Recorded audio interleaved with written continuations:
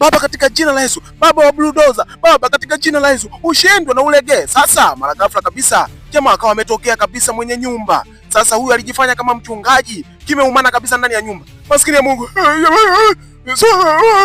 Mungu mimi, maskini ya Mungu mimi. Sasa jamaa kabisa alichokiona kabisa kibonge, hakuelewa na hakuamini kabisa. Leo kabisa huyu jamaa anajifanyaga mchungaji, kumbe leo kaja kufanya mambo ya ufuska ndani ya nyumba. Jamaa anajieleza, kiukweli mimi nimekuja tu kudai pesa yangu, nilikuwa namdai mke wako, kwa hiyo ndo hivyo nimekuja kudai pesa yangu. Sasa nilipeni mimi niondoke. Unaona? Sasa kiukweli kabisa mchungaji kaingia cha kike, kibonga kawa na mshanga, wewe toka lini unamdai mke wangu? Unamdai nini wewe?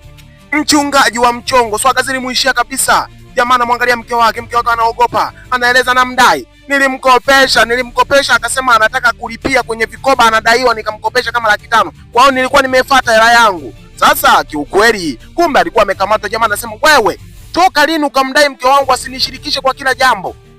Wewe ni mchungaji gani? Kiukweli mimi sikuamini kabisa. Maskini ya Mungu haelewi, kibonga amechanganyikiwa, anazungumza ovyo ovyo. Nisikilize, akapigwa kibao. Wewe mchungaji wa mchongo, sasa sikiliza bwana mkubwa. Usinipige kwanza kibao, nisikilize nimalize kuzungumza.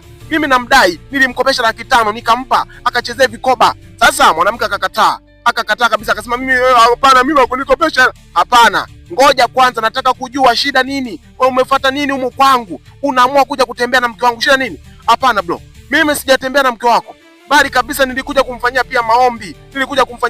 Mimi sijafanya chochote kibaya. Kiukweli kibonge kabisa alimfuma mchungaji, anamwambia sikiliza, sasa hao waumini wako leo watakuja kusalia kwangu, nakwambia kabisa.